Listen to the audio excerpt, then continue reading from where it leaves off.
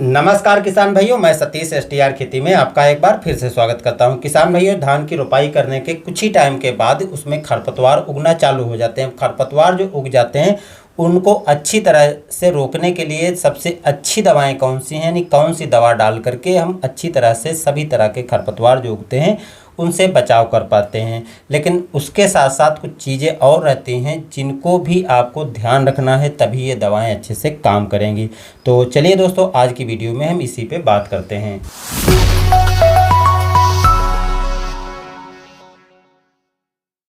धान रोपाई के 15 से 20 दिन पर या सीधी धान की बुआई किया है तो 25-30 दिन पर आप देखते हैं कि उसमें खरपतवार निकलना चालू हो जाते हैं।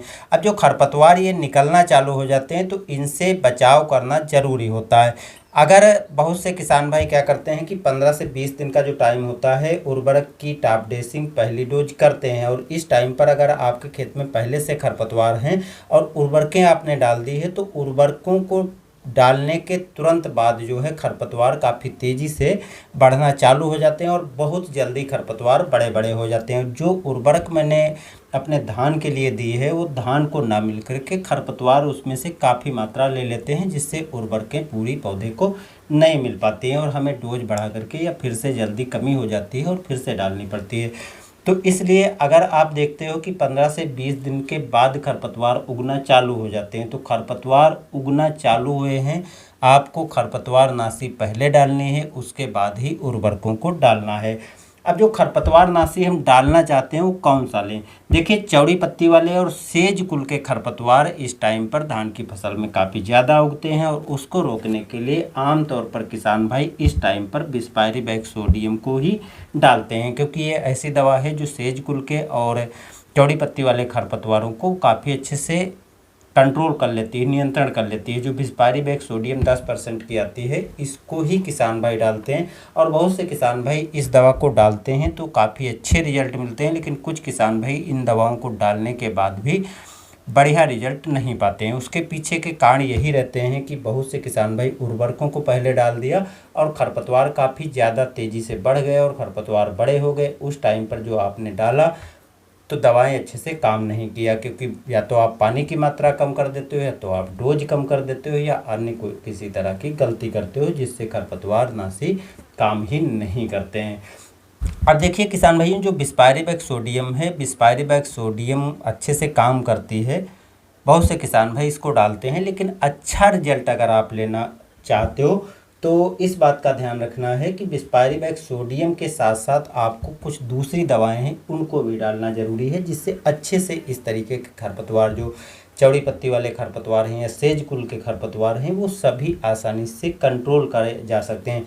इसमें से एक दवा दोस्तों है बिस्पायरिक सोडियम 38%, क्लोरोम्यूरान 2.5% और मेटासल्फ्यूरान मिथाइल 2.5%। ये एक ज़बरदस्त फार्मूला है। जो बिस्पायरिक सोडियम आप पीआई कंपनी का खरीदते हो, सेम उसी कंपनी ने ये नया फार्मूला निकाला है और इसकी 40 ग्राम मात्रा 1 एकड़ में डालने की ज़रूरत पड़ती है, तो इसको आप डाल सकते हो।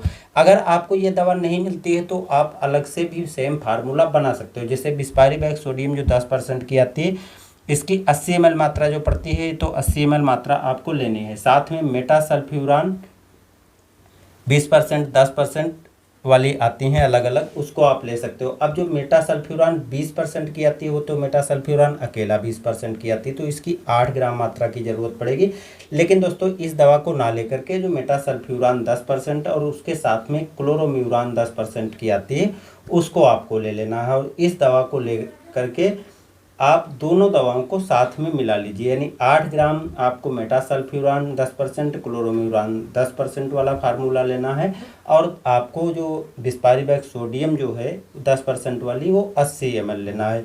दोनों को मिला करके आपको अपने खेत में स्प्रे कर देना है। तो अब अगर आप दोनों तरह के खरपतवार नाशी मिला करके स्प्रे करेंगे तो बहुत अच्छे से काम करती हैं, और अच्छा फ़ायदा ये रहता है कि जो खरपतवार आपके खेत में उगे हैं उनको तो ये ख़त्म आसानी से कर देती है, साथ में नए खरपतवार उगने से भी रोकती है, जिससे आगे आने वाले समय में भी खरपतवार नहीं उगेंगे। तो आपको इस दवा का अगर फार्मूला वाली दवा पूरी मिल जाती है, हम स्क्रीन पर दिखा रहे हैं, तो इसको ले लेना है। अगर नहीं मिलती है तो जो बिस्पायरिक सोडियम 10% वाली आती है उसको ले लेना है। जो नामिनी गोल्ड आप ज़्यादातर डालते होंगे उसको ले लेना है, और मेटासल्फ्यूरान 10% और क्लोरोम्यूरान 10% इसको ले लेना है। तो दोनों को मिला करके भी डाल सकते हो, और अकेली अगर दवा इस फार्मूले में मिल जाती है तो उसको भी डाल सकते हो।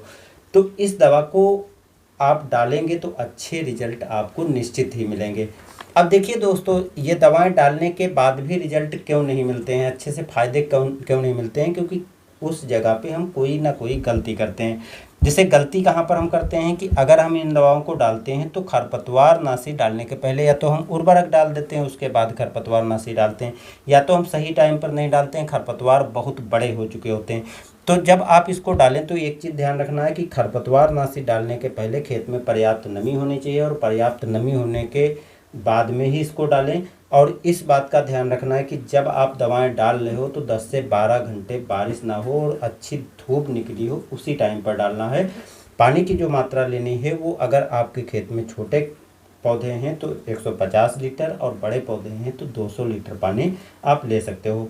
जो मात्रा दोस्तों मैंने बताई है उस मात्रा में आपको दवाएं तो लेनी है, इससे कम मात्रा नहीं लेनी है। अगर खरपतवार बड़े हो चुके हैं तो मात्रा आपको बढ़ाकर भी लेनी पड़ेगी।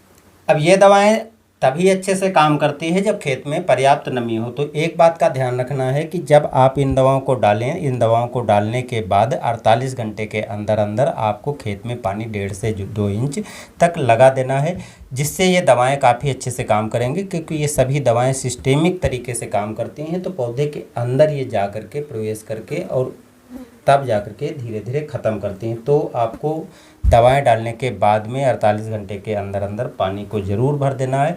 बहुत अधिक मात्रा में पानी नहीं भरना है, 1.5 से 2 इंच पानी पर्याप्त रहेगा। और इस बात का ध्यान रखना है कि जब आप दवाएं डाल रहे हो तो दवा डालने के पहले 3 से 4-5 पत्तियों के ऊपर खरपतवार ना हो। अब यदि आप इस तरीके से इंतज़ार करो कि खरपतवार उगने के 1 महीने के बाद या 1 महीने के अंदर 28-30 दिन पर डालना है, तो कुछ अवस्थाओं में किसान भाइयों 28-30 दिन पर खरपतवार बहुत बड़े हो जाते हैं, और बहुत बड़े जब खरपतवार हो जाते हैं तो दवाएं अच्छे से काम नहीं करते हैं।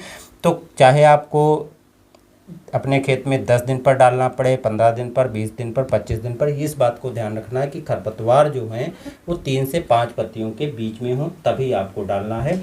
खरपतवार नाशी जब आप डाल रहे हो तो किसी तरह की उर्वरक आपको खरपतवार नाशी में नहीं डालना है। जो ये खरपतवार नाशी हमने बताया है, ना तो किसी तरह का कीटनाशक डालना है, ना तो कोई अन्य चीज़ डालना है। अकेली खरपतवार नाशी को ही डालना है, दूसरी कोई चीज़ें मिलाकर नहीं डालना है। और जब आप इसको डालें तो डालने के 8 से 10 दिन के बाद आप उर्वरकें डाल सकते हो। 8 से 10 दिन पर जो है पौधे कमज़ोर हो करके ख़त्म हो जाते हैं। थोड़ा बहुत यदि वो जीवित अवस्था में बचेंगे तब भी वो ख़त्म हो जाएंगे। तो इस तरीके से दोस्तों आप दवाओं को डाल सकते हो। खरपतवार जो आपके खेत में उगे होंगे वो आसानी से कंट्रोल हो जाएंगे। अगर आप लेट करते हो या दवा की मात्रा कम करते हो या कहीं पर तरीका गलत करते हो तो दिक्कत आएगी। एक बात का ध्यान रखना है, कट नोजल या फ्लैट नोजल का यूज करें, जिससे और भी अच्छे रिजल्ट मिलेंगे। हाँ दोस्तों, स्टिकर आप मिला करके अगर डालते हो तो और भी बेहतरीन रिजल्ट आपको देखने को मिल जाते हैं।